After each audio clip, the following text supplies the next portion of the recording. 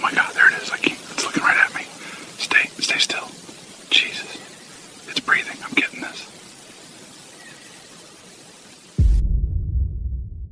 Declaro bajo juramento que lo que denuncié ocurrió exactamente como lo describí. Me llamo Elena Voss. Trabajé como guardabosques de zonas remotas para el Servicio Forestal Nacional de Klamath desde mayo hasta octubre de ese año, asignada al sector de la Marble Mountain Wilderness, cubriendo un territorio de patrulla de aproximadamente 48 millas cuadradas entre Cedar Creek y la cuenca alta de Woolly Creek. La noche en cuestión, me encontraba sola en la cabaña de patrulla de Campbell Lake, a una altitud de 7,200 pies, a unas 19 millas del acceso por carretera más cercano en el inicio del sendero de Lovers Camp. Entiendo el escepticismo. He leído el informe del incidente tal como se archivó, los 2 párrafos que aparecieron en el Siskiyou Daily News bajo el titular Encuentro con fauna salvaje no especificado, el memorando interno que recomendaba una evaluación psicológica. Soy consciente de que mi supervisor catalogó mi declaración como identificación errónea inducida por estrés y que las pruebas físicas que intenté preservar se registraron como actividad de oso no concluyente. Pero debo hacer constar que aproximadamente a las 2:58 de la madrugada del 14 de agosto, algo que no era un oso y no era un hombre atravesó mi campamento con fuerza suficiente para partir un pino con torta de 4 pulgadas de diámetro. Y la única razón por la que estoy hoy aquí sentada es porque 50 pies de cuerda de paracaídas que había instalado para almacenar comida se le enredaron en la pierna y me dieron quizá 45 segundos para meterme en una grieta de la roca de 18 pulgadas de ancho donde no podía alcanzarme. Se quedó, buscó, podía oler su aliento a 3 pies de mi cara, podía sentir el suelo temblar cuando cambiaba de peso, podía oírlo tantear los bordes de esa grieta con lo que sonaba como nudillos o palmas arrastrándose por el granito. Durante 53 minutos, según mi reloj, que seguía en mi muñeca y funcionando a pesar de tener el cristal roto de cuando me golpeé contra las rocas. Cuando finalmente se fue, me quedé en esa grieta hasta el amanecer, y cuando salí tenía los hombros en carne viva y no sentía el pie izquierdo y había sangre bajo mis uñas de arañar la piedra. La cuerda de paracaídas estaba hecha jirones, esparcida en trozos en un radio de 30 pies. Mi tienda de campaña estaba derrumbada, los postes de aluminio doblados en ángulos que no se producen por el viento. Mi radio había desaparecido, mi mochila estaba rajada, mi despensa de comida arrancada de donde la había colgado a 12 pies de altura en un pino de Jeffrey, con un sistema de bolsa para osos que había funcionado perfectamente durante los 4 meses anteriores. Declaro que sé la diferencia entre un oso negro y lo que encontré. He trabajado en estas montañas durante 3 temporadas. He gestionado avistamientos de osos. He ahuyentado a animales problemáticos. He limpiado campamentos después de que los osos los destrozaran. Y lo que pasó esa noche no fue eso. Todo empezó 6 semanas antes, cuando llegué a mi puesto de verano con una mochila que pesaba demasiado y una confianza que resultó ser totalmente infundada. La Marble Mountain Wilderness son 241,000 acres de bosque primario, lagos glaciares, picos de granito y un terreno tan remoto que la cobertura móvil es una fantasía, y el hospital más cercano está a 3 horas en coche más lo que tardes en llegar a pie a una carretera. Había solicitado el puesto específicamente porque quería soledad. Quería demostrar que podía encargarme de turnos largos en solitario.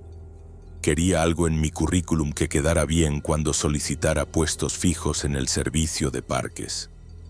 Tenía 27 años, una licenciatura en silvicultura de la Humboldt State, Había pasado 2 veranos como peón en un equipo de mantenimiento de senderos y una temporada como guardabosques en la Trinity Alps, y creía que sabía lo que me traía entre manos. Mi supervisor, un hombre llamado Gerald Pruitt que llevaba trabajando en estas montañas desde antes de que yo naciera, me dio las instrucciones habituales en la estación de guardabosques de Sawyers Bar el día antes de que partiera. Repasó los protocolos de radio, los horarios de comunicación, los procedimientos de emergencia, las precauciones con los osos, las restricciones de incendios, las prioridades de mantenimiento de senderos y la realidad de que estaría sola durante periodos de 10 días con reabastecimientos coordinados a través del equipo del inicio del sendero de Lovers Camp. Me preguntó 3 veces si estaba segura de que quería el puesto. Le dije que estaba segura. Recuerdo cómo me miró cuando lo dije, como si estuviera decidiendo si decir algo más, pero simplemente asintió, me entregó la llave de la cabaña de patrulla y me dijo que tuviera cuidado. Ojalá le hubiera preguntado qué había estado a punto de decir. La caminata de entrada me llevó 7 horas. Empezando desde Lovers Camp a las 6 de la mañana del 23 de junio con cielos despejados y temperaturas que ya superaban los 20 grados. El sendero sigue Woolly Creek durante las primeras 5 millas. Cruza por una pasarela que lleva allí desde los 80 y luego asciende a través de un denso bosque y sistemas de prados hacia la cuenca de los lagos de alta montaña. Había estudiado los mapas, memorizado la ruta, conocía cada cruce y punto de referencia. La cabaña de patrulla de Campbell Lake se encuentra en la orilla noreste a 7.200 pies. Una estructura de 12 por 14 construida en los 60 con una estufa de leña, una litera de alambre, una pequeña mesa y una única ventana que da al lago. Un panel solar en el tejado para cargar la radio y una linterna frontal si era necesario. Una letrina 30 yardas más allá entre los árboles y la fuente de agua directamente del lago, filtrada a través de un sistema Sawyer que había traído conmigo. Era exactamente lo que había querido. Aislada, funcional, mía para el verano. Pasé la primera semana instalándome, haciendo rondas de patrulla por los senderos principales, documentando el estado de las zonas de acampada, comprobando a los pocos mochileros que se aventuraban tan adentro, enviando informes por radio cada tarde a las 18:00 horas con la precisión de un reloj. El trabajo era sencillo y la soledad sentaba bien. Sentía que por fin estaba haciendo algo que importaba. No vi a otra persona en 9 días, y cuando lo hice, una pareja de Ashland que recorría el ramal del Pacific Crest Trail, parecieron casi sorprendidos de encontrar a una guardabosques tan lejos. Me preguntaron si me sentía sola. Les dije que me gustaba. Lo primero que me pareció extraño ocurrió el 2 de julio durante una patrulla rutinaria hasta Cliff Lake, a unas 3 millas al norte de mi cabaña, siguiendo una senda de paso que recorren quizá una docena de excursionistas por temporada. Caminaba por un tramo del sendero que atraviesa un denso bosquecillo de sugas de montaña y abetos rojos cuando noté el olor. No era de mofeta ni almizcle de oso, ni el habitual olor a descomposición que encuentras en un ciervo o un alce muertos. Este era más agudo, más penetrante, casi húmedo y orgánico de una manera que me quemaba las fosas nasales. Me detuve, escudriñé el bosque a ambos lados del sendero, no vi nada moverse. El olor era tan concentrado que me subí la camiseta por encima de la nariz y seguí caminando, suponiendo que encontraría un cadáver cerca, algo de lo que se estuvieran encargando los cuervos y los coyotes. Pero anduve otras 100 yardas y el olor se desvaneció y nunca encontré su origen. Hice una anotación en mi diario de campo. Olor no identificado. Sendero de Cliff Lake, milla 1,4.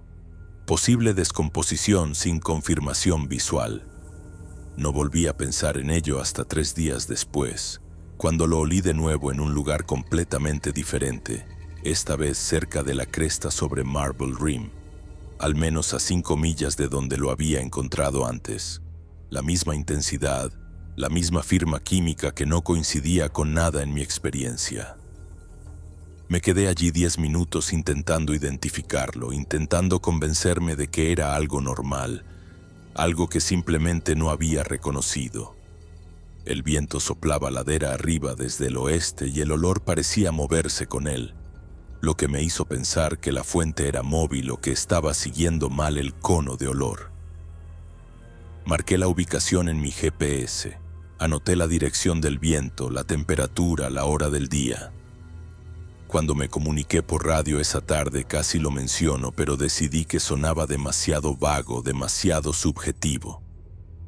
Gerald me preguntaría qué creía que era y yo no tendría una respuesta que no me hiciera parecer inexperta. Los golpes en la madera empezaron la segunda semana de julio y me dije a mí misma que eran sonidos naturales, solo árboles asentándose o ramas cayendo, excepto que tenían un ritmo que me inquietaba. Estaba en la cabaña por la tarde, leyendo o cocinando o actualizando mis registros de patrulla, y lo oía. Un sonido de percusión agudo y seco que resonaba desde algún lugar del bosque, generalmente desde el oeste o el noroeste, siempre al menos a unos cientos de yardas de distancia. Toc, pausa, toc, toc, pausa, toc. No era lo suficientemente constante como para ser mecánico y era demasiado deliberado para ser aleatorio. Salía, escudriñaba la linde del bosque con mi linterna frontal. Escuchaba en busca de más sonidos. Nada. Solo el coro nocturno normal de los insectos y el crujido ocasional de un pequeño mamífero. Investigué sobre los sonidos de golpes en la madera en mi Kindle. Durante los ratos libres encontré referencias a la comunicación territorial en primates, a osos rascando árboles, a pájaros carpinteros, a excursionistas usando bastones de senderismo. Nada de eso encajaba con el patrón que estaba oyendo. Los golpes eran demasiado fuertes, demasiado resonantes, y siempre parecían venir de un lugar diferente cada noche, como si lo que los produjera se estuviera moviendo en un circuito alrededor de la cuenca del lago. Empecé a registrarlos en mi diario con marcas de tiempo y rumbos. 9 de julio, 21:00 horas, 3 golpes desde aproximadamente 270 grados. 11 de julio, 22:30 horas, 2 golpes desde 320 grados. 14 de julio, 23:00 horas, un solo golpe desde 190 grados, mucho más cerca, quizá a 100 yardas. Me dije que estaba paranoica, me dije que pasaba demasiado tiempo sola y mi cerebro estaba buscando patrones en datos aleatorios. Pero también empecé a dejar la linterna frontal en la mesa junto a mi litera y mi Glock 20 cargada en el estante sobre mi cabeza, lo cual iba en contra del protocolo a menos que hubiera una amenaza específica, pero decidí que el protocolo podía adaptarse a mi criterio. El 18 de julio encontré unas huellas que no pertenecían a ningún animal que me hubieran enseñado a identificar. Y fue entonces cuando la negación empezó a ser más difícil de mantener. Estaba patrullando el sendero hacia Sky High Lakes, una ruta circular que lleva unas 6 horas de ida y vuelta a través de algunos de los terrenos más remotos de mi sector. El sendero cruza un sistema de prados pantanosos a unas 2 millas, y después de la lluvia de la noche anterior, el suelo estaba lo suficientemente blando como para retener huellas.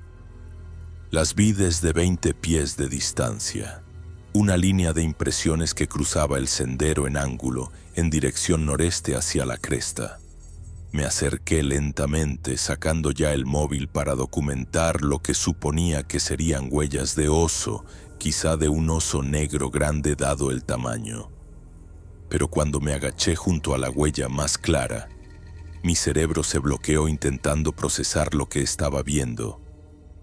La huella medía aproximadamente 14 pulgadas de largo y 6 de ancho en el metatarso, con 5 impresiones de dedos distintas y una pisada del talón que se hundía lo suficiente como para sugerir un peso considerable.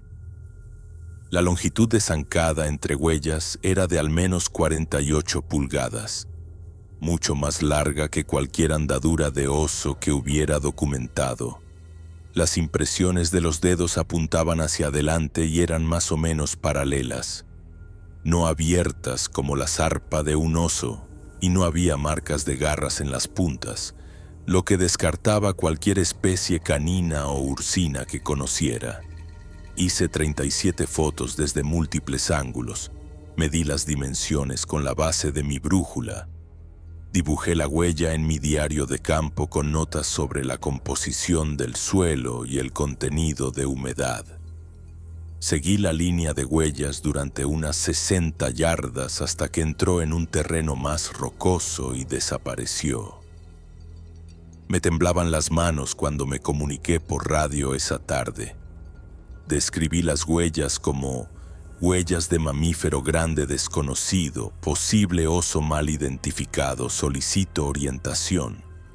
La respuesta de Gerald fue escueta y práctica. Documenta, fotografía y sigue adelante. Probablemente solo sea un oso negro grande con distorsión por el barro. No te obsesiones con las anomalías. Quise discutir. Quise decirle que no eran huellas de oso, que sabía cómo eran las huellas de oso, que algo en esto era fundamentalmente diferente. Pero también sabía cómo iría esa conversación, lo rápido que me etiquetarían como alguien que no podía soportar el aislamiento, así que acepté su orientación y dejé el tema. No le dije que había vuelto a esas huellas al día siguiente con escayola de mi botiquín de primeros auxilios, e intenté hacer un molde, ni que el molde se había deshecho cuando intenté extraerlo porque había mezclado mal las proporciones y todo se desmoronó en trozos húmedos que enterré avergonzada. El incidente del árbol sacudido ocurrió 3 noches después y fue tan violento que no pude justificarlo como el clima o la fauna haciendo sus cosas normales de fauna. Estaba dentro de la cabaña sobre las 22:00 horas, sentada a la mesa con mi cena y un libro cuando oí algo fuera que me hizo quedarme helada con el tenedor a medio camino de la boca. Era un sonido de agitación, rítmico y potente, acompañado de crujidos y el susurro de follaje revuelto. Cogí mi linterna frontal y mi pistola y salí al porche, esperando ver a un oso destrozando uno de los árboles cercanos en busca de larvas o savia. El haz de mi linterna barrió el claro y se fijó en un pino de Jeffrey a unas 40 yardas de distancia, y mientras miraba, el árbol entero, 30 pies de alto con un tronco de unas 10 pulgadas de diámetro, se sacudía tan violentamente que las ramas se partían y caían al suelo. No había viento. Los otros árboles a su alrededor estaban completamente quietos. Solo este pino, agitándose de un lado a otro como si algo en su base lo estuviera retorciendo con una fuerza enorme. Grité, ¡fuera de aquí!, con mi voz más fuerte y autoritaria, la que había practicado para encuentros con osos. Las sacudidas cesaron de inmediato. Silencio total. Mantuve la luz fija en el árbol, la pistola en alto, el corazón golpeándome contra las costillas. Esperé a que algo emergiera de detrás del tronco, a que un oso se alejara pesadamente hacia el bosque, a cualquier movimiento que explicara lo que acababa de presenciar. Nada. Me acerqué lentamente, escudriñando el suelo con mi luz, buscando huellas o excrementos o tierra removida. La base del árbol estaba rodeada de ramas caídas y follaje arrancado, pero el suelo era demasiado rocoso y denso en raíces para retener huellas claras. Rodeé la zona 2 veces, miré detrás de las rocas cercanas, barrí con mi luz el bosque más allá. Nada. Retrocedí hacia la cabaña, manteniendo el árbol a la vista hasta que estuve dentro con la puerta cerrada y el cerrojo echado. Me senté en mi litera con la pistola en el regazo hasta que mis manos dejaron de temblar lo suficiente como para escribir sobre el incidente en mi diario. Lo describí como posible exhibición territorial de oso, sin confirmación visual, daños en el árbol consistentes con la actividad de un animal grande. Sabía que sonaba inadecuado. Sabía que los osos no sacudían los árboles de esa manera, no se detenían a una orden, no desaparecían sin dejar rastro. Pero la alternativa, que algo más estaba ahí fuera, algo que no podía identificar ni explicar, me parecía demasiado peligrosa para ponerla por escrito. No dormí esa noche y pasé el día siguiente convenciéndome de que estaba exagerando, de que me había asustado y la adrenalina había amplificado un evento normal hasta convertirlo en algo que no era. Pero el patrón ya estaba establecido y no podía ignorarlo. El olor, los golpes, las huellas, el árbol. Cada incidente aislado y explicable, pero juntos formaban una imagen que no quería reconocer. Empecé a cambiar mis rutinas sin decidirlo conscientemente. Dejé de acampar en las patrullas nocturnas y en su lugar me esforzaba más para completar las rutas en un solo día y poder estar de vuelta en la cabaña al anochecer. Mantenía mi despensa de comida colgada más alto y más lejos de la cabaña de lo que exigía la normativa. Empecé a dormir con la pistola bajo la almohada y la linterna frontal en la intensidad más baja junto a mi cara. Revisaba el perímetro cada noche antes de acostarme, escudriñando la linde del bosque con mi luz, escuchando sonidos que no pertenecían. Me decía a mí misma que estaba siendo meticulosa, cautelosa, profesional. No me permitía pensar la palabra acechada. El 3 de agosto lo vi por primera vez, o parte de él, y mi cerebro intentó con tanto ahínco racionalizar lo que estaba viendo que casi me convencí a mí misma de no creer lo que veían mis propios ojos. Regresaba a la cabaña de una patrulla a Marble Valley, bajando por el sendero a última hora de la tarde con el sol entrando en ángulo entre los árboles y mi sombra alargándose frente a mí. Estaba a media milla del lago cuando percibí movimiento con mi visión periférica, a mi izquierda, a unas 60 yardas dentro del bosque. Me detuve, giré la cabeza lentamente, intenté enfocar lo que había visto. Había una forma detrás de un grupo de abetos jóvenes, algo vertical y oscuro que no coincidía con los troncos de los árboles a su alrededor. Lo observé durante unos 10 segundos conteniendo la respiración, mi mano moviéndose inconscientemente hacia la pistola en mi cadera. La forma se movió, solo ligeramente, y vi lo que parecía un hombro o un brazo masivo cubierto de pelo oscuro, la definición muscular visible incluso a esa distancia. Estaba demasiado alto del suelo para ser un oso erguido sobre sus patas traseras, demasiado ancho para ser un ciervo o un alce, demasiado quieto para ser un excursionista. Di un paso hacia él, luego me detuve, cada instinto gritándome que no me acercara. La forma se movió de nuevo, deslizándose detrás del tronco de un pino más grande, y luego desapareció. Me quedé allí un minuto entero escudriñando el bosque buscando más movimiento. Nada. Continué hacia la cabaña a un ritmo más rápido del que pretendía, mirando por encima del hombro cada 30 segundos, con la mano en la empuñadura de la pistola. Cuando regresé fui directamente a mis mapas y marqué la ubicación, estimé la distancia y el rumbo. Intenté calcular qué altura tendría que tener algo para que su hombro estuviera a esa altura. Los números que obtuve eran imposibles. 7 pies como mínimo, quizá 8, quizá más. Me senté a la mesa, miré mis notas e intenté encontrar una explicación alternativa. Un juego de luces y sombras, un tocón que había identificado mal, mi propio cansancio y aislamiento creando alucinaciones, Nada de eso funcionaba.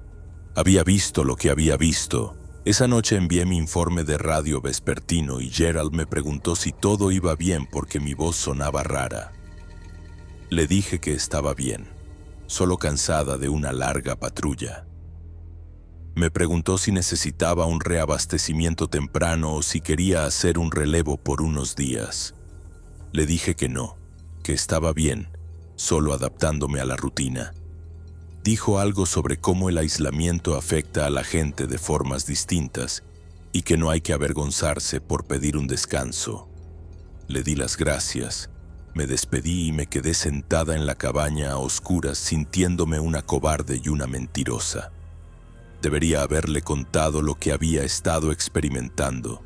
Debería haber solicitado refuerzos o un segundo guardabosques para validar mis observaciones o al menos a alguien que me dijera que no estaba perdiendo el juicio. Pero también sabía cómo iría esa conversación, lo rápido que mi credibilidad se evaporaría, cómo mi carrera quedaría definida por la guardabosques, que no pudo soportar un verano sola y empezó a ver monstruos en el bosque. Así que no dije nada. Me dije que esperaría a tener pruebas más concretas, algo que pudiera documentar más allá de huellas, olores y atisbos de sombras. Me dije que estaba siendo racional y profesional. Me dije muchas cosas que resultaron ser catastróficamente erróneas. El lanzamiento de rocas empezó el 7 de agosto y fue claramente intencionado, claramente dirigido a mí, y ya no pude fingir que se trataba de actividad aleatoria de la fauna salvaje. Estaba en la cabaña justo después del atardecer, de pie en el porche filtrando agua del lago en mis botellas Nalgene, cuando oí el primer impacto. Fue un golpe seco contra la pared norte de la cabaña, lo suficientemente fuerte como para que se me cayera el filtro y me girara con el corazón en la garganta. Una roca del tamaño de una pelota de softball yacía en el suelo a unos 3 pies de la pared, todavía balanceándose ligeramente por el impacto. Escudriñé la linde del bosque, no vi nada. 5 segundos después, otra roca salió silbando de la oscuridad y golpeó la pila de leña junto a la cabaña, haciendo que los troncos partidos rodaran. Esta era más grande, quizá del tamaño de un pomelo, y había sido lanzada con la fuerza suficiente para incrustarse en la tierra después de rebotar en la madera. Cogí mi linterna frontal y mi pistola y grité en la oscuridad: «¡Soy un agente federal, identifíquese!». Mi voz sonó débil y asustada incluso para mí. Otra roca, esta vez rozando la ventana de la cabaña y golpeando la barandilla del porche con la fuerza suficiente para agrietar la madera. Hice un disparo de advertencia al aire. El fogonazo me cegó temporalmente y el estruendo resonó por toda la cuenca del lago. El lanzamiento de rocas cesó. Me quedé allí con la pistola en alto y la linterna frontal barriendo el bosque, esperando que quien quiera o lo que quiera que estuviera ahí fuera se mostrara. Silencio. Retrocedí hacia la cabaña, cerré la puerta con llave y acuñé mi mochila contra ella para mayor seguridad. Pasé la siguiente hora sentada en mi litera con la pistola en el regazo, escuchando mi propia respiración y los sonidos nocturnos normales del exterior. No más rocas, no hay sonidos de acercamiento, nada. Por la mañana encontré 7 rocas esparcidas alrededor de la cabaña, desde el tamaño de una pelota de béisbol hasta una que debía de pesar 12 libras. La distancia de lanzamiento, basándome en dónde habían caído en comparación con el inicio de la linde del bosque, era de al menos 60 pies. La puntería era demasiado buena para ser aleatoria. Alguien o algo había estado apuntando a la cabaña deliberadamente, probando mi respuesta, observando para ver qué haría. Llamé por radio a Gerald esa mañana y le dije que había tenido un incidente con la fauna durante la noche, posible actividad de osos cerca de la cabaña, rocas desplazadas alrededor de la estructura. Me preguntó si había visto al animal. Dije que no. Me preguntó si había daños en la despensa de comida. Dije que no. Me dijo que lo vigilara e informara de cualquier escalada. Casi le hablo del patrón de lanzamiento, de la naturaleza deliberada de los impactos, pero ya podía oír su respuesta. Los osos tiran rocas, Elena, es lo que hacen. Así que lo dejé pasar. Pasé el día reforzando mi sistema de despensa de comida, colgando la bolsa para osos más alto y más lejos de la cabaña, usando cuerda de paracaídas extra para crear una línea redundante que aguantaría incluso si una sección fallaba. Até 50 pies de cuerda de 550 en una configuración que había aprendido de un guía de escalada en las sierras. Un sistema que distribuía el peso entre múltiples puntos de anclaje y hacía casi imposible que algo lo derribara sin enredarse en el proceso. Estaba orgullosa de ese sistema. Lo probé 3 veces, colgué mi bolsa de comida llena de él. Lo vi aguantar firme. Sentí que estaba haciendo algo práctico, algo que importaría. Aún no sabía que la cuerda de paracaídas me salvaría la vida, pero no de la manera que había previsto. El 9 de agosto lo oí vocalizar por primera vez y el sonido fue tan extraño y aterrador que comprendí de inmediato por qué la gente que lo oye nunca lo olvida. Estaba de patrulla en Campbell Falls, un pequeño sistema de cascadas a unas 2 millas al sureste de la cabaña, cuando oí la llamada resonar por la cresta. Empezó bajo, casi como un retumbo o un gruñido. Luego subió de tono hasta un sonido como un alarido que pareció propagarse por millas. No era un oso, no era un alce, no era un puma, ni un coyote, ni ningún pájaro que hubiera oído antes. Sonaba a primate, pero más profundo y potente que cualquier vocalización de primate que hubiera escuchado en documentales o grabaciones. La llamada duró quizás 5 segundos. Luego se cortó abruptamente, dejando el bosque en un silencio tan completo que hasta los insectos parecían haberse callado. Me quedé helada en el sendero. Mi mochila de repente pesaba demasiado. Mi respiración era demasiado ruidosa. Esperé a que la llamada se repitiera. No lo hizo. Continué hacia las cascadas, moviéndome más rápido de lo necesario, mirando hacia atrás cada pocos pasos. Cuando volví a la cabaña esa tarde, saqué mi portátil y busqué en todas las bases de datos de vocalizaciones de fauna que había descargado antes de que empezara la temporada.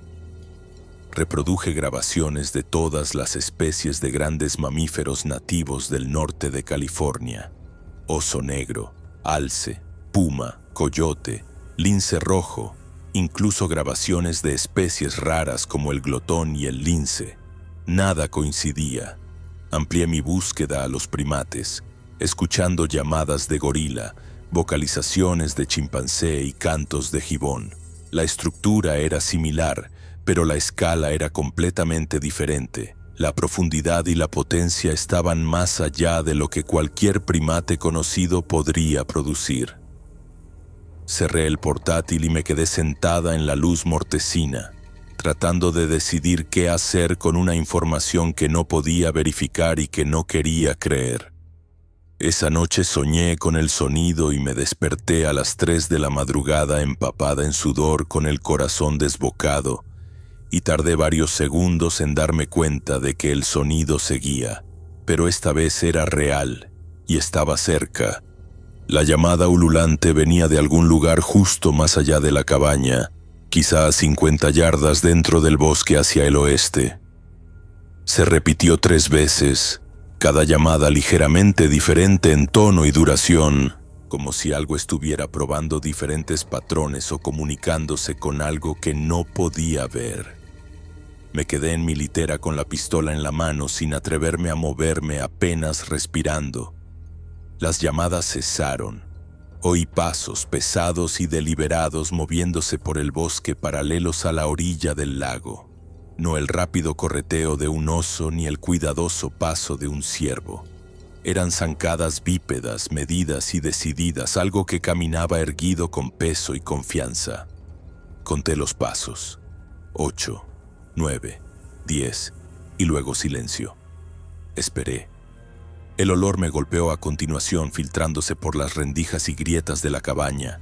Ese mismo olor orgánico y agudo que había encontrado en el sendero semanas atrás, pero ahora concentrado y abrumador.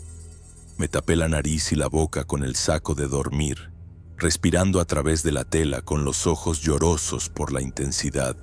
Los pasos se reanudaron, rodeando el lado norte de la cabaña, y luego se detuvieron justo fuera de la ventana.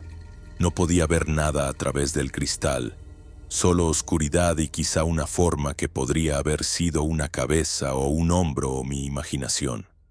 No me moví. No respiré. Después de lo que pareció una hora, pero probablemente fueron 5 minutos, los pasos se alejaron, en dirección norte hacia la cresta, desvaneciéndose en la distancia y el silencio. Me quedé en mi litera hasta el amanecer. Luego preparé una mochila y bajé a Lovers Camp sin presentar un informe ni contactar con Gerald, porque necesitaba ver a otro ser humano y confirmar que no estaba perdiendo el juicio. El equipo de mantenimiento de senderos en Lovers Camp estaba formado por 2 chicos de 20 y pocos años, Tyler y Marco, que habían estado trabajando en el control de la erosión y sistemas de drenaje en las cotas más bajas durante todo el verano. Parecieron genuinamente contentos de verme cuando entré en su campamento, me ofrecieron café y avena instantánea, y me preguntaron cómo me trataba la alta montaña. Les dije que bien, que solo necesitaba un cambio de aires por un día. Hablamos sobre las condiciones de los senderos, los patrones meteorológicos y el pronóstico de riesgo de incendio. Toda una conversación profesional y superficial que se sintió dolorosamente normal y reconfortante. Tyler mencionó que habían tenido una experiencia extraña la semana anterior. Dijo que habían estado trabajando en un tramo del sendero cerca de Cedar Creek, cuando oyeron algo grande moviéndose entre la maleza a unas 100 yardas ladera arriba. Dijo que habían asumido que era un oso hasta que se dieron cuenta de que el patrón de movimiento era incorrecto, demasiado rápido y demasiado directo, como si algo los estuviera siguiendo deliberadamente. Marco dijo que al día siguiente habían encontrado huellas, unas grandes impresiones como de pies descalzos en el barro que no coincidían con ninguna guía de referencia que tuvieran. Dijo que había hecho fotos, pero que su móvil se había quedado sin batería antes de poder subirlas a la nube, y que cuando lo recargó las fotos estaban corruptas, solo pantallas negras con mensajes de error. Sentí que se me encogía el estómago. Le pedí que describiera las huellas. Dijo que de unas 13 o 14 pulgadas de largo, 5 dedos, con forma humana pero demasiado grandes para ser humanas. Les pregunté si lo habían denunciado. Tyler se rió y dijo que sí, claro, que no iban a presentar un informe que los hiciera sonar como si hubieran estado fumando algo en el bosque. Asentí, cambié de tema y pasé el resto del día sintiéndome simultáneamente validada y aterrorizada, porque si ellos habían experimentado cosas similares significaba que no estaba alucinando, pero también significaba que lo que fuera que estaba ahí fuera era real y activo, y operaba en un rango que incluía múltiples cuencas y redes de senderos. Volví a subir a Campbell Lake a la mañana siguiente y pasé los 3 días siguientes intentando convencerme de que podía terminar la temporada, de que podía superar el miedo y mantener mi puesto hasta la rotación de octubre. Me volqué en el trabajo, haciendo patrullas más largas de lo necesario, documentando cada zona de acampada y cruce de senderos con un detalle obsesivo, enviando informes por radio que eran profesionales y exhaustivos, y no daban ninguna indicación de que me estaba desmoronando. Empecé a hablar sola en voz alta durante el día, narrando mis acciones como si estuviera grabando un diario en vídeo, porque el sonido de mi propia voz hacía que el bosque pareciera menos hostil, y me daba algo en lo que concentrarme además del constante pavor de bajo nivel. Dejé de dormir más de 3 o 4 horas por noche, despertándome sobresaltada con cada sonido, cada crujido de las tablas de la cabaña, cada susurro en los árboles. Perdí peso porque mi apetito desapareció y la comida empezó a saber a cartón. Desarrollé el hábito de contar mis respiraciones cuando la ansiedad se volvía demasiado intensa, inspirando durante 4 tiempos, aguantando 4, expirando durante 4, repitiendo hasta que mi ritmo cardíaco bajaba de 100. Sabía que me estaba deteriorando. Sabía que debería solicitar una rotación anticipada o al menos una revisión de bienestar. Pero también sabía que admitir que no podía con el puesto significaría admitir el fracaso. Significaría preguntas que no podría responder honestamente sin sonar desquiciada. El 13 de agosto, la noche antes de que todo se viniera abajo, tuve un momento de claridad que se sintió casi como paz.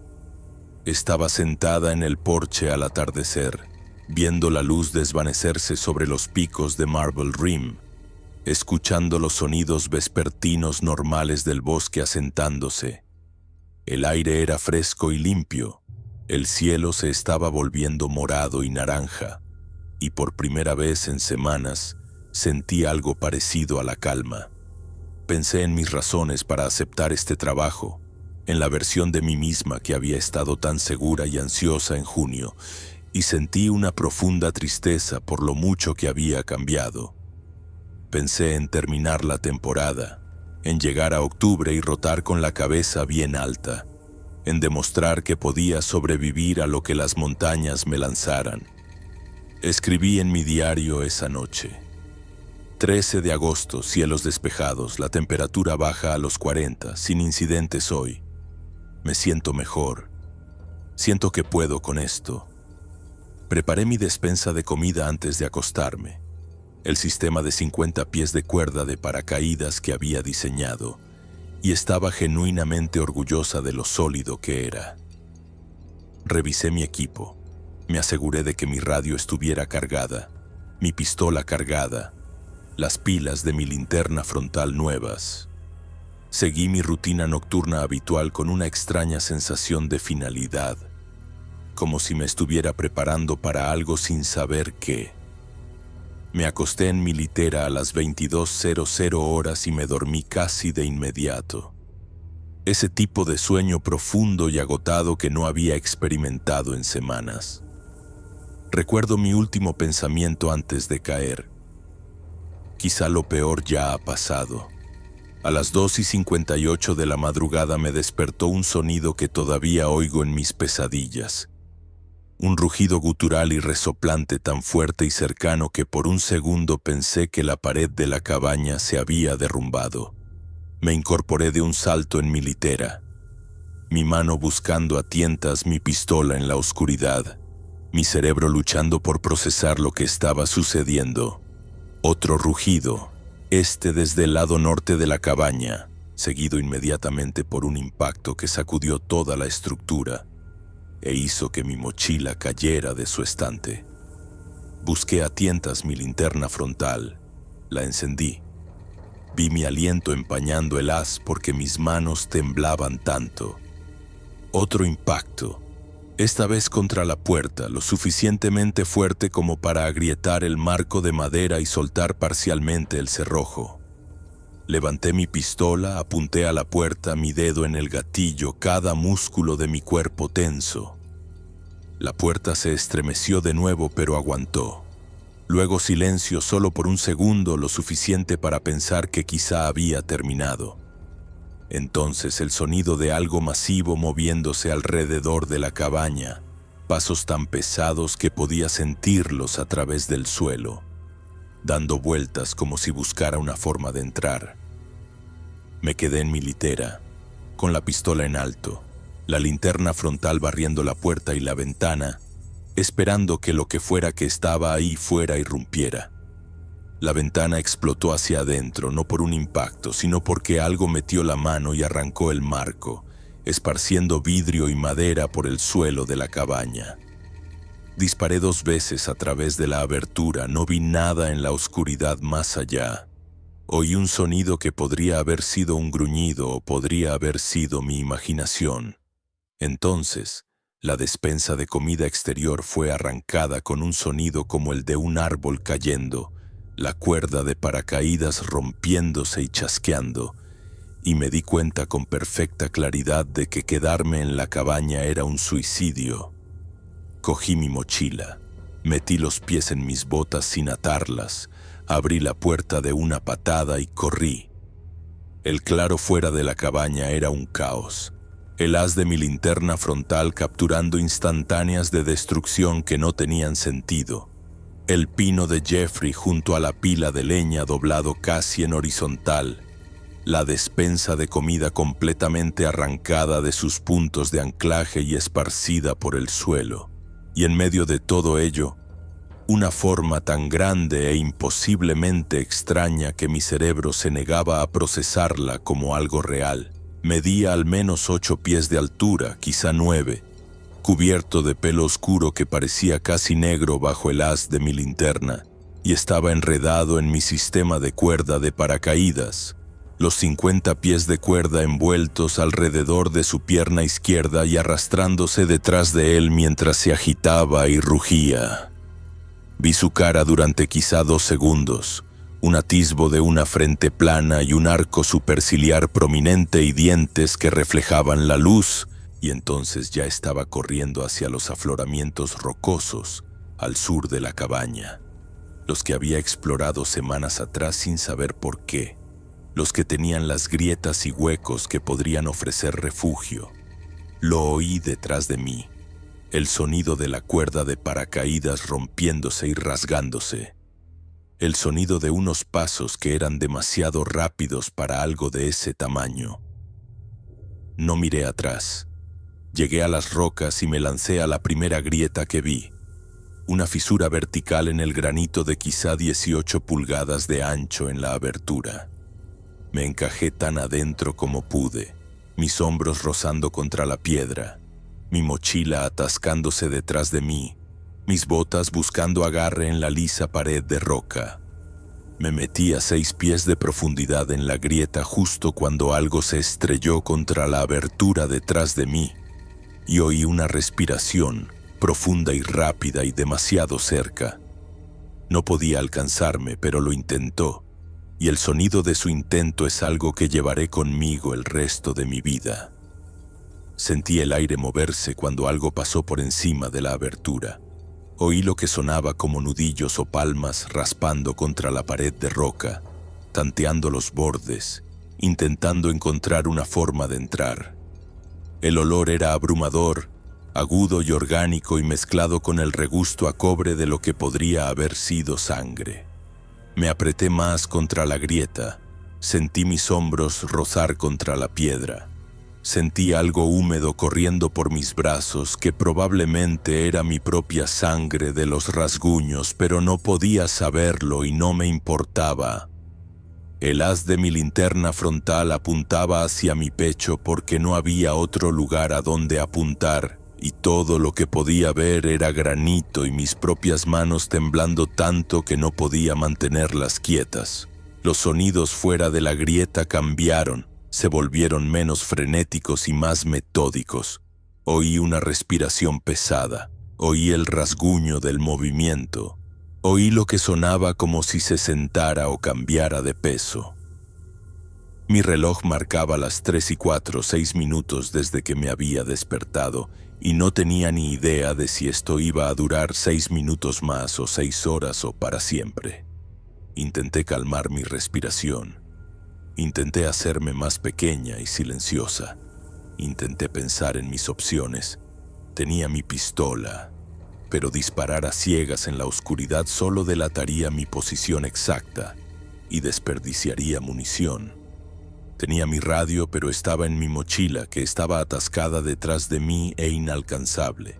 Tenía agua y algo de equipo de emergencia, pero nada que me ayudara a defender esta posición si decidía sacarme a la fuerza o esperar a que saliera o simplemente meter la mano lo suficiente como para agarrarme la pierna.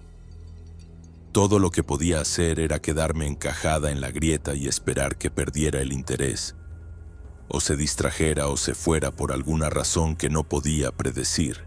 Se quedó durante 53 minutos según mi reloj, y durante ese tiempo aprendí cosas sobre el miedo que no sabía que eran posibles.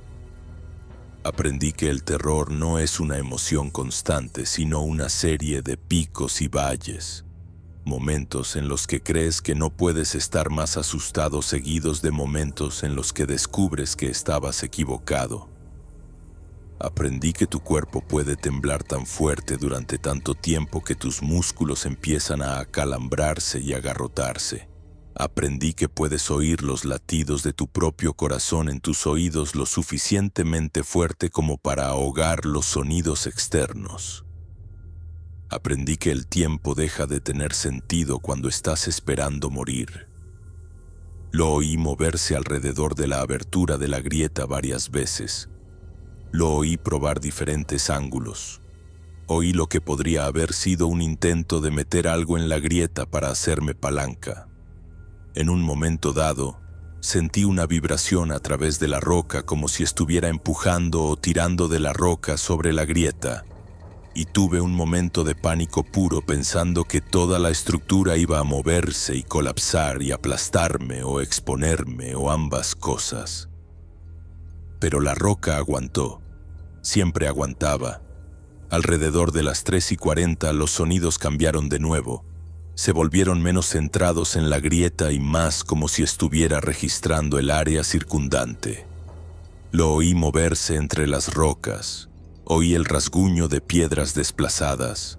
Oí una respiración que parecía venir de múltiples direcciones mientras rodeaba el afloramiento. Luego, a las 3:51 según mi reloj, los sonidos se alejaron. Oí pasos en dirección norte, desvaneciéndose en la distancia, acompañados de vocalizaciones resoplantes periódicas que podrían haber sido comunicación o frustración o algo que no pude interpretar. Me quedé en la grieta. No me moví. Apenas respiré. Esperé hasta que mi reloj marcó las 5:30 y el cielo empezó a clarear hacia el este, y luego esperé otros 30 minutos más. Cuando finalmente salí de la grieta a las 6 en punto, apenas podía moverme y mi cuerpo era un mapa de heridas que no había registrado mientras estaba dentro. Tenía los hombros en carne viva, tan profundos que la camisa se me había pegado a las heridas con sangre seca. Mi muñeca izquierda estaba hinchada y posiblemente fracturada de donde la había aprisionado contra la roca intentando meterme más adentro. Tenía los pies cortados y magullados por correr sin las botas atadas. Tenía un corte en la frente que no recordaba haberme hecho, con sangre seca por el lado de la cara. Mis manos temblaban tanto que se me cayó la pistola 2 veces al intentar enfundarla. Me quedé de pie entre las rocas durante 1 minuto entero solo tratando de respirar normalmente, tratando de hacer que mis piernas funcionaran lo suficientemente bien como para caminar. Cuando finalmente me moví hacia la cabaña, lo hice lentamente, escudriñando constantemente con la pistola desenfundada a pesar de mis manos temblorosas. El claro parecía una zona catastrófica. El pino de Jeffrey estaba partido a 4 pulgadas de la base. La mitad superior yacía sobre la pila de leña. Mi tienda de campaña, que había dejado montada junto a la cabaña para almacenamiento, estaba completamente derrumbada, los postes doblados en ángulos imposibles. La despensa de comida estaba destruida, la cuerda de paracaídas hecha jirones y esparcida en un radio de 30 pies, mi bolsa para osos rajada y su contenido destrozado. La puerta de la cabaña colgaba en ángulo, el marco agrietado, la ventana completamente desaparecida. Encontré mi radio dentro, milagrosamente intacta, enterrada bajo los escombros de la ventana. También encontré sangre en la pared de la cabaña, oscura y restregada, aunque no pude decir si era mía o de otra cosa. Intenté pedir ayuda y mis manos temblaban tanto que no podía pulsar bien la radio, así que me llevó 4 intentos conseguir que saliera una señal. Cuando Gerald finalmente respondió, sonaba molesto por el contacto temprano. Me preguntó qué era tan urgente que no podía esperar a la comunicación regular de las 18:00 horas. Intenté explicar lo que había sucedido y las palabras salieron mal, fragmentadas y presas del pánico y nada profesionales. Dije que algo había atacado la cabaña, algo grande y agresivo que me había refugiado en las rocas, que había daños extensos en el lugar y que necesitaba una extracción inmediata. El tono de Gerald cambió de molesto a preocupado. Me preguntó si estaba herida. Me miré, la sangre, los desgarros, los temblores, y dije que no lo sabía.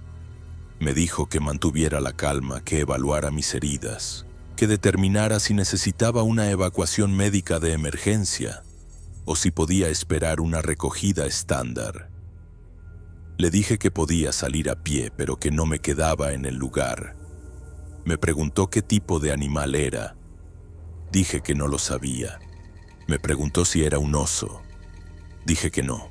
Me preguntó qué quería decir con no. Dije que no era un oso, no era nada que pudiera identificar, era otra cosa. Hubo una larga pausa por su parte, estática y silencio, y luego me pidió que repitiera lo que acababa de decir. Lo hice. Me dijo que empacara solo el equipo esencial y bajara a Lovers Camp, que coordinaría la recogida desde allí con el equipo de Tyler y Marco, que alguien me encontraría en el inicio del sendero a las 14:00 horas. Asentí. Me despedí y empecé a recoger lo que pude salvar de los restos.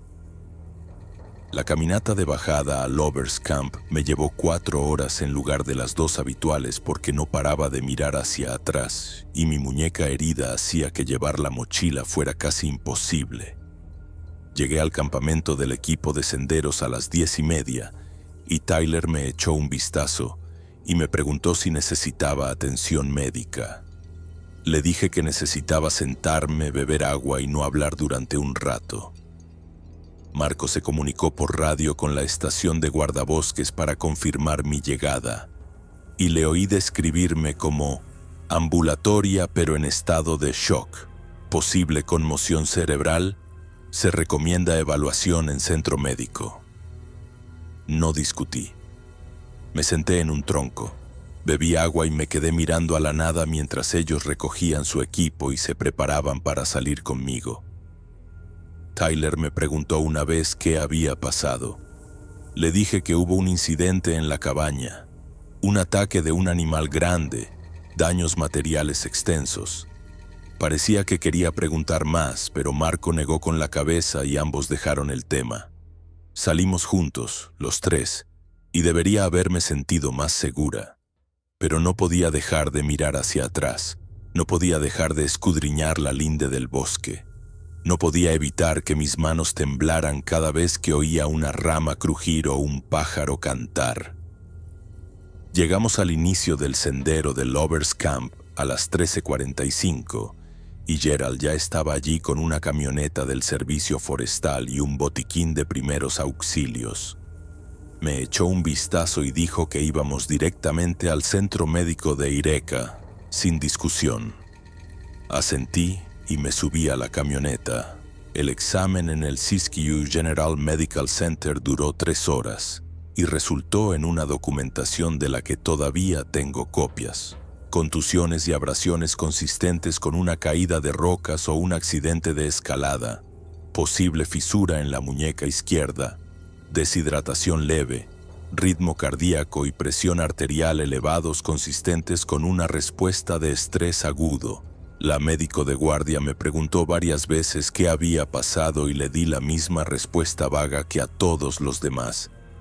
Encuentro con un animal, me refugié en las rocas, sufrí heridas mientras me refugiaba.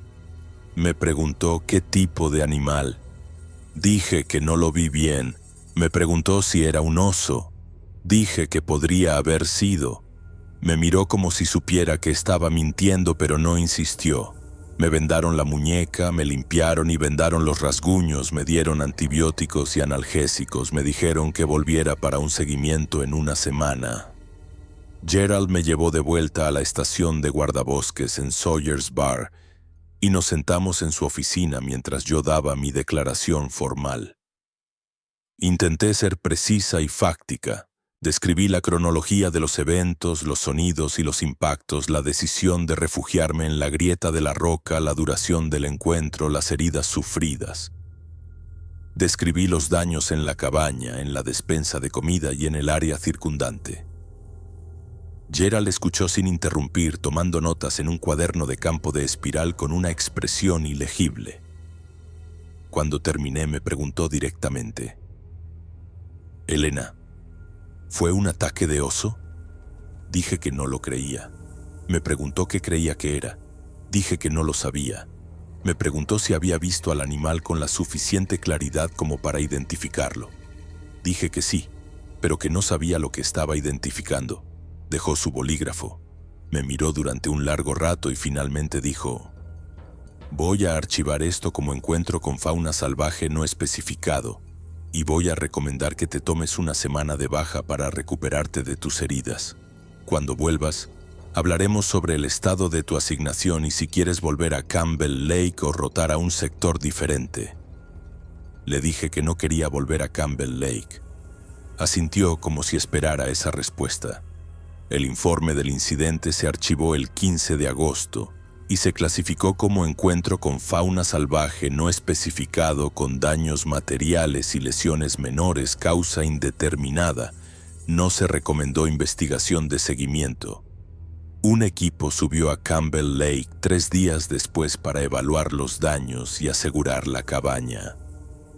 Su informe señaló daños estructurales extensos consistentes con la actividad de un animal grande.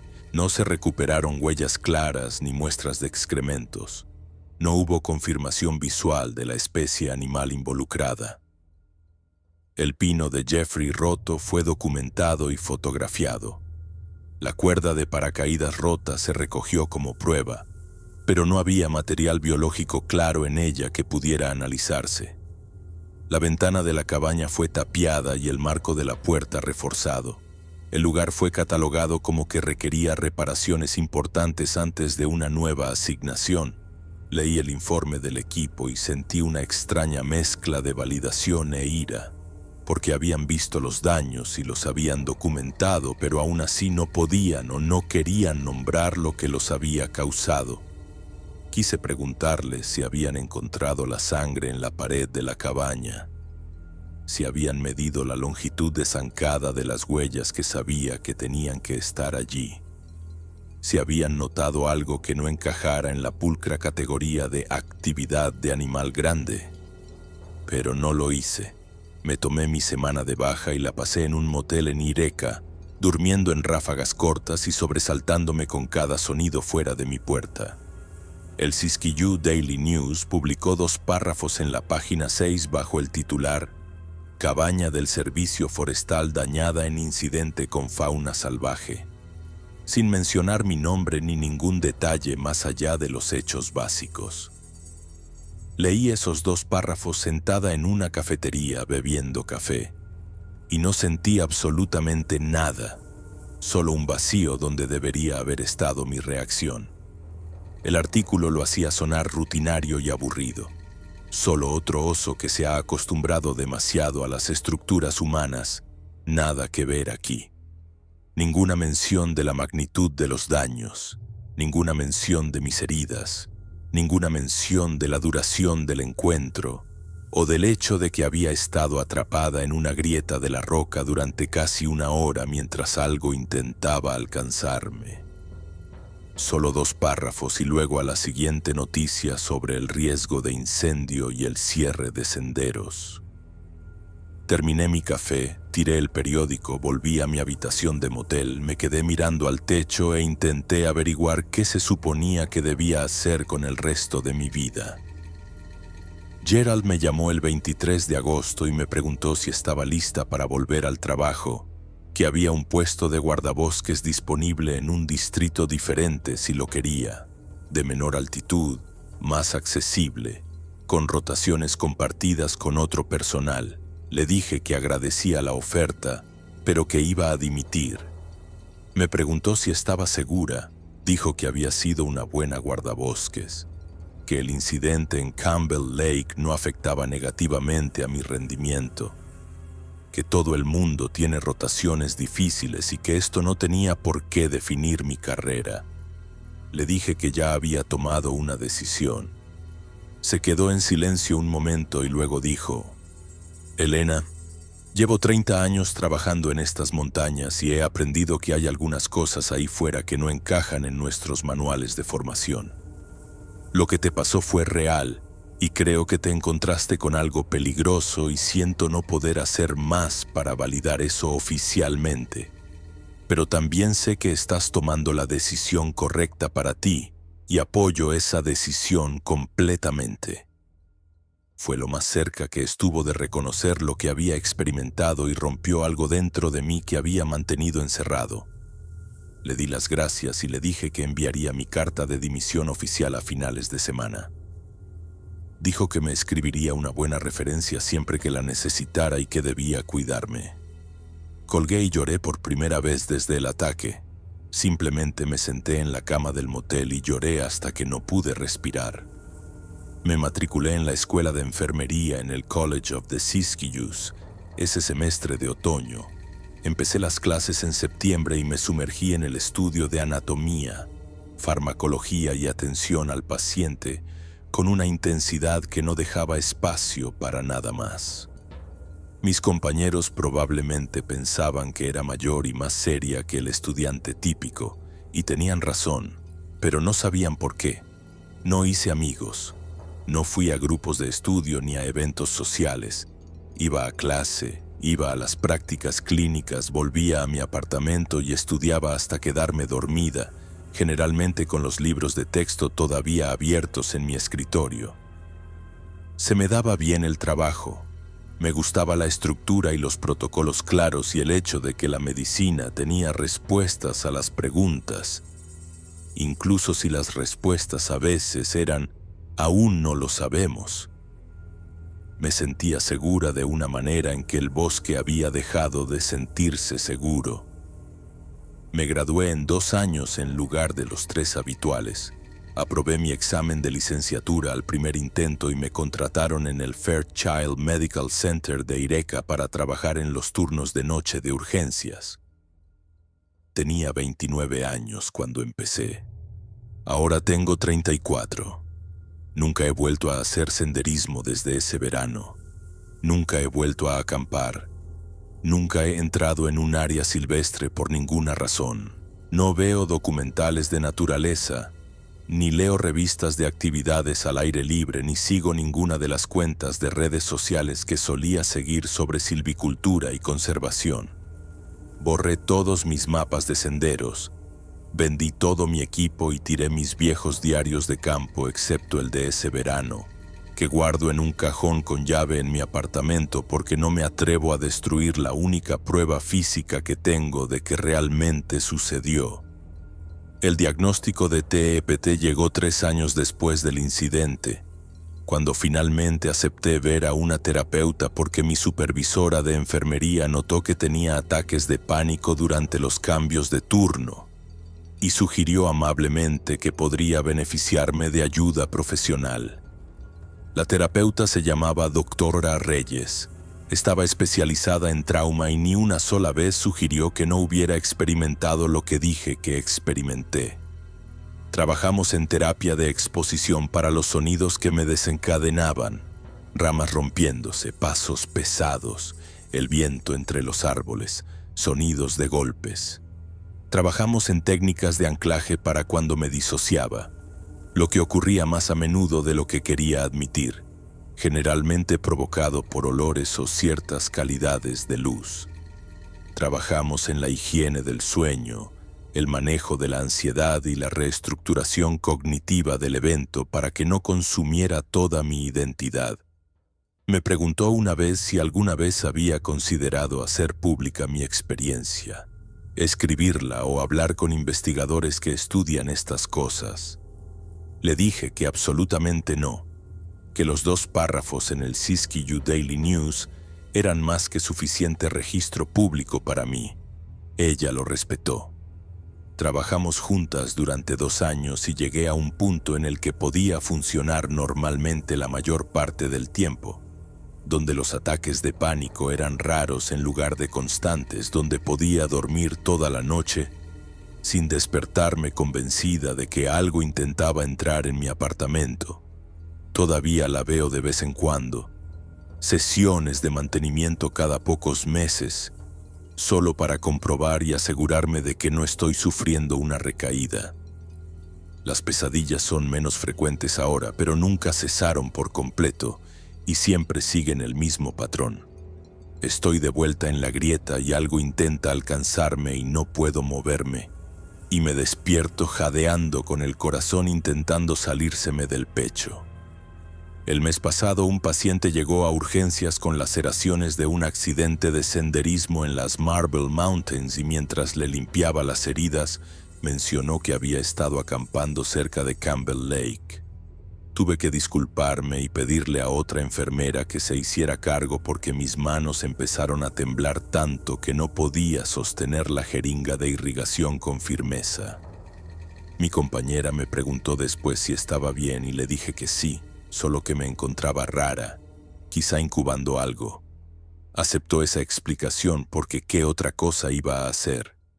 Fui a casa esa noche, saqué mi diario de campo de 2019, leí las entradas de junio a agosto e intenté recordar quién había sido antes de esa última semana, antes de que la noche del 14 de agosto lo cambiara todo.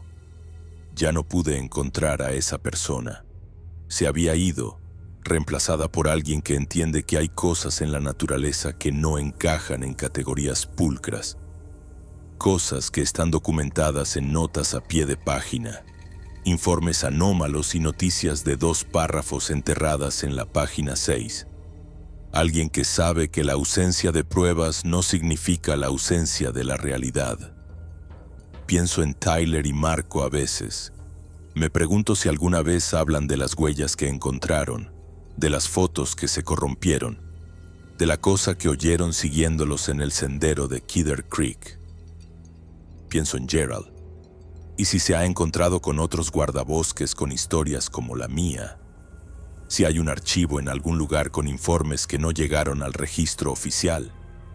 Pienso en el equipo que subió a evaluar los daños de la cabaña de Campbell Lake, si alguno de ellos notó detalles que no encajaban en la narrativa del oso, si presentaron observaciones suplementarias que no llegaron a ninguna parte. Pienso en todos los casos de personas desaparecidas en esa área silvestre, los que Gerald mencionó durante mis instrucciones iniciales, los excursionistas que nunca regresaron y cuyas desapariciones siguen sin explicación.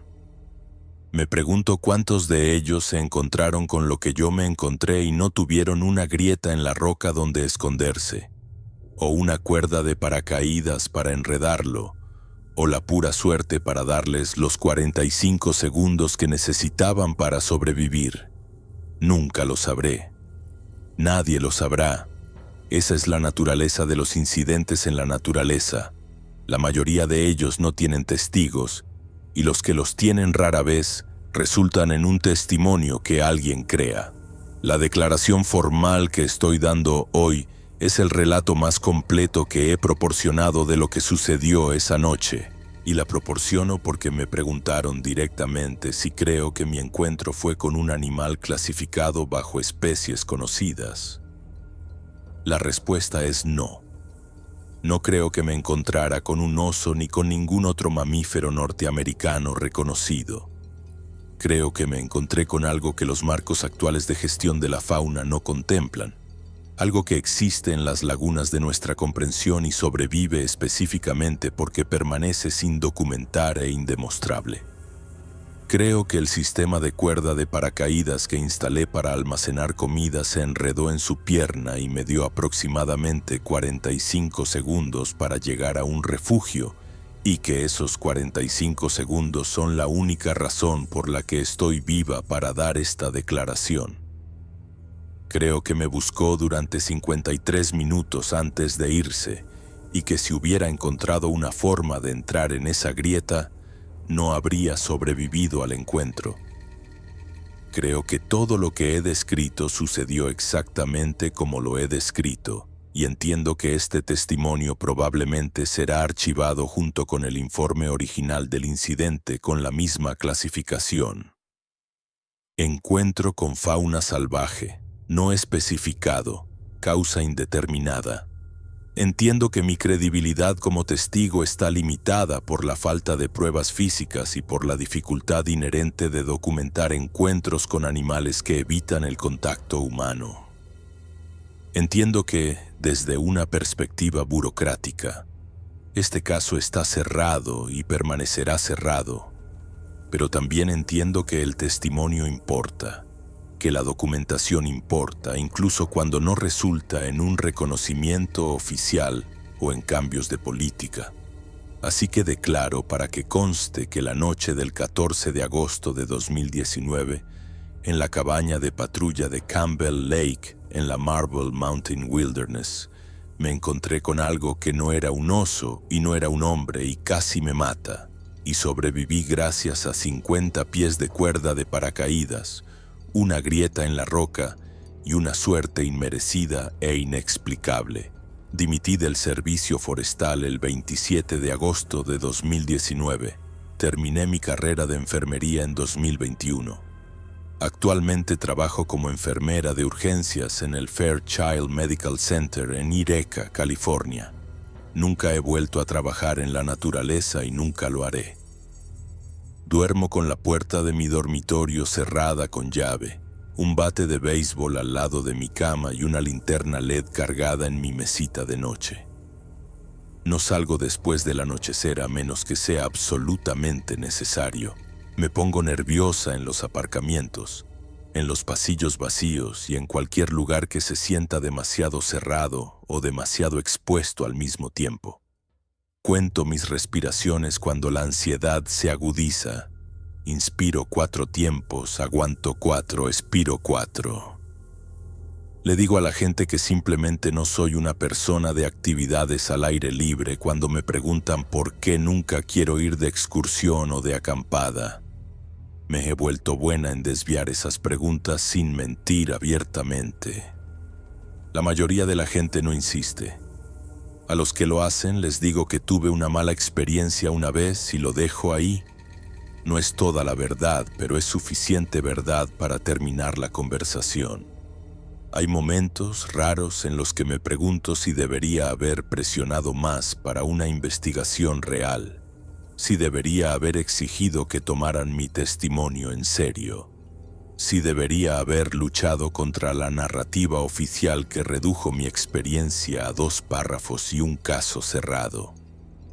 Pero luego recuerdo estar sentada en la oficina de Gerald tratando de describir lo que había visto, oído y sentido. Recuerdo la mirada en sus ojos que era a partes iguales de creencia e impotencia, y entiendo que algunas batallas no se pueden ganar a través de los canales oficiales. El sistema no está diseñado para acomodar experiencias como la mía. Está diseñado para categorizar, archivar y cerrar casos con explicaciones pulcras que encajan en los marcos existentes. Cuando algo no encaja, se suaviza o se simplifica o se relega a las notas a pie de página. Eso no es una conspiración, es solo burocracia.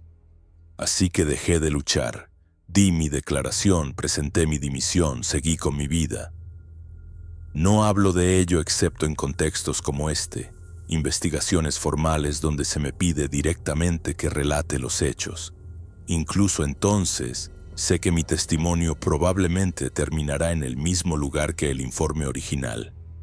Archivado, clasificado, olvidado. Está bien. No estoy haciendo esto para cambiar la opinión de nadie ni para demostrar nada a los escépticos. Lo estoy haciendo porque me lo pidieron y porque la verdad importa, incluso cuando es inconveniente o indemostrable. Lo último que quiero decir es esto. No me considero una víctima. No quiero compasión y no estoy tratando de sensacionalizar lo que sucedió, ni convertirlo en algo que no fue. Era una guardabosques haciendo mi trabajo en un área silvestre remota. Me encontré con algo que no pude identificar y sobreviví gracias a una combinación de preparación, suerte y un sistema de aparejos que había construido sin saber que me salvaría la vida. Ese es el resumen fáctico. Todo lo demás, el miedo, el trauma, el cambio de carrera, el TEP, las pesadillas, la hipervigilancia, son consecuencias que he aprendido a manejar. No me definen, pero ahora son parte de mi historia y lo he aceptado. He construido una buena vida después de aquello. Soy buena en mi trabajo. Ayudo a la gente en cada turno. He aprendido a dormir toda la noche la mayoría de las noches.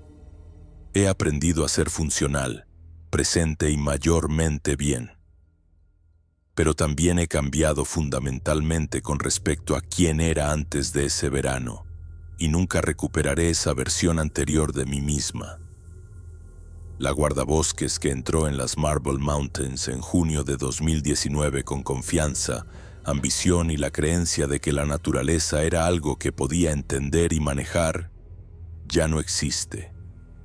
Fue reemplazada por alguien que sabe más, que entiende que la naturaleza incluye cosas que no podemos categorizar ni controlar, que respeta los límites del conocimiento humano y no asume que hemos cartografiado todo lo que importa. Ese es el verdadero legado del 14 de agosto. No las heridas físicas, ni el cambio de carrera, ni siquiera el TEPT, sino el cambio fundamental en la visión del mundo que no se puede deshacer. Ahora sé cosas que no sabía antes. He visto cosas que no puedo dejar de ver. Y llevo ese conocimiento cada día, en la forma en que me muevo por el mundo, en las decisiones que tomo, en los límites que mantengo.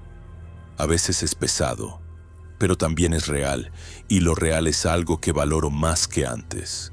He terminado de declarar. Gracias por escuchar. Sé que esto no cambiará nada oficial. Sé que el informe permanecerá cerrado, la cabaña será reparada, y finalmente, otro guardabosques será asignado a Campbell Lake y el ciclo continuará. Espero que quien quiera que acepte ese puesto se mantenga a salvo. Espero que nunca experimente lo que yo experimenté, y si lo hace, espero que sobreviva, porque la supervivencia es la única victoria disponible en situaciones como estas. Eso es todo lo que tengo que decir, esa es mi declaración completa.